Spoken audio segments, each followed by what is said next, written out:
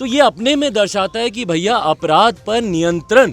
बिहार सरकार पूरी तरीके से खो चुकी है। आए दिन जो हत्याएं हो रही हैं, रंगदारी हो रही है, लूटमार हो रहा है, अपहरण हो रहा है, डकैती हो रही है, उसके बारे में आप सब ने रिपोर्टिंग की कि भैया अगर वहाँ पर कोई हत्या होगी किसी दलित परिवार में तो उनके आश्रितों को सरकारी नौकरी दी जाएगी। पहली बात तो हम लोग को इस बात का भी एतराज़ था।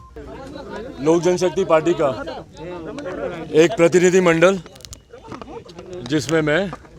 मेरे साथ हमारे प्रदेश अध्यक्ष राजू तिवारी जी, हमारे संसदीय बोर्ड के बिहार प्रदेश अध्यक्ष हुलास पांडे जी, हमारे बिहार के प्रधान महासचिव संजय पासवान जी, हमारे संगठन के महामंत्री संजय सिंह जी, हमारी लोक जनशक्ति पार्टी की वरिष्ठ नेत्री और जहानाबाद से पूर्व प्रत्याशी हमारी इंदु कश्यप जी, हम इस प्रतिनिधिमंडल ने माँ महिम जी से मुलाकात की और साथ में हमारे तमाम और वरिष्ठ साथी और पदाधिकारी साथी साथ में हैं। इस प्रतिनिधिमंडल ने माँ महिम जी से मुलाकात की और मुलाकात का मुख्य उद्देश्य बिहार में जिस तरीके से अपराध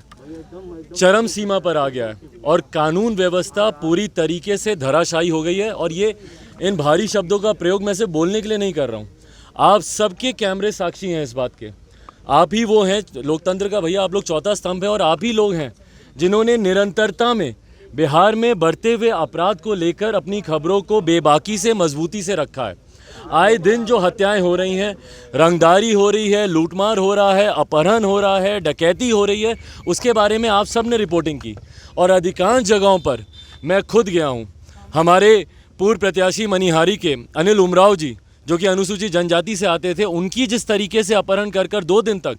मैं एसपी साहब के संपर्क में रहा, निरंतर उनसे बात होती रही, पर उसके बाद भी जिस तरीके से उनकी निर्मम हत्या कर दी गई। उसके बाद कल मैं मेयर साहब के यहाँ गया, कटिहार के जो मेयर साहब हैं शिवराज पासवान जी, उनकी जिस तरीके से हत्या कर दी गई, उनको बाहर बुलाकर सीने में 3 गोलियां सामने से लाकर दाग दी गई,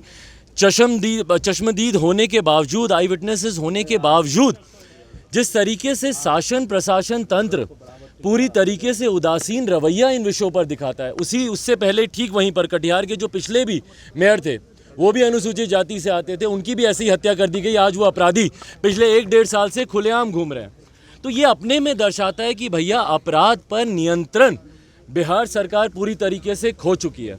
और इसीलिए हम लोगों ने बिहार के जो मुख्यमंत्री हैं वो हमारे प्रदेश के गृह मंत्री भी हैं। गृह विभाग की जिम्मेदारी उन्हीं की है। बिहार में लॉ एंड ऑर्डर सुचारू रूप से चले, ये जिम्मेदारी हमारे मुख्यमंत्री की है। पर उनके रहते हुए अगर बिहार में इस तरीके से आपराधिक घटनाएं बढ़ती जा रही हैं, और ख़ास तौर पर चिंता की बात इसलिए है कि ऐसे लोगों को टारगेट किया जा रहा है जो कि अनुसूचित जाति जनजाति से आते हैं, जो अपने क्षेत्र में अपने समाज में पॉपुलर हो रहे हैं, जो प्रदेश में राष्ट्रीय स्तर पर हो, प्रदेश के स्तर पर हो या अपने क्षेत्रीय स्तर पर हो, उनकी लोकप्रियता बढ़ती जा रही है। ऐसे लोगों को ये लोग टारगेट कर रहे हैं, और ये मैं इस बात को ज़्यादा पुख्ता तरीके से इसलिए कह सकता हूं क्योंकि मेरा एक अपना अनुभव रहा है मुख्यमंत्री नीतीश कुमार जी के साथ में। मैंने उनको देखा है कि किस तरीके से जातीयता के आधार पर वो राजनीति अपनी करते हैं। कोई दलित वर्ग का या महादलित वर्ग का कोई व्यक्ति सामने आए, ये मुख्यमंत्री नीतीश कुमार जी को बर्दाश्त नहीं होता। मेरे नेता, मेरे आदर्श आदरणीय रामविलास पासवान जी को आप सबके कैमरों के सामने किस तरीके से कितनी बार उन्होंने अपमानित करने की कोशिश की। भाई, जब बिहार के गवर्नर फ़ोन करके उनका हालचाल पूछ रहे थे, जब देश के राष्ट्रपति उनका हालचाल पूछ रहे थे, जब देश के प्रधानमंत्री हमारे नेता का हालचाल पूछ रहे थे, कोई सत्ता विपक्ष का चीफ मिनिस्टर ऐसा नहीं होगा जिन्होंने फ़ोन करके उनका हालचाल नहीं पूछा। वहीं जब आप लोगों ने मुख्यमंत्री जी से पूछा कि भैया उनका स्वास्थ्य कैसा है, तो छूटते ही बोलते हैं अच्छा हमको तो मालूम ही नहीं है। तो जिस प्रदेश के मुख्यमंत्री ने अनुसूचित जाति जनजाति के लोगों के साथ हमेशा भेदभाव किया हो, उनके साथ हमेशा बदले की भावना रखी हो, और उनको टारगेट कर उनकी हत्या करवाई गई हो, उनके ऊपर आपराधिक असामाजिक तत्वों के द्वारा उनके ऊपर अटैक करवाया गया हो, इन तमाम चीज़ों की जानकारी हम लोगों ने आज माँ महिम जी को दी है, उनके संज्ञान में दिया है, क्योंकि राज्य सरकार के ऊपर और मुख्यमंत्री जी के ऊपर से बिहारियों का विश्वास उठ गया।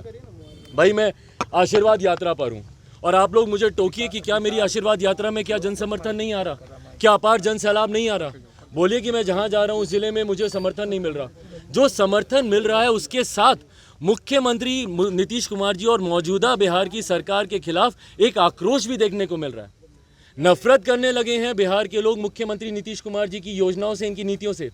इन्होंने ही कहा था ना अनुसूचित जाति जनजाति के लिए कि भैया अगर वहाँ पर कोई हत्या होगी किसी दलित परिवार में तो उनके आश्रितों को सरकारी नौकरी दी जाएगी। पहली बात तो हम लोग को इस बात का भी एतराज़ था, हम लोग को चिंता थी इस बात की कि भाई आपने हत्या की बात की है, कहीं ऐसा ना हो कि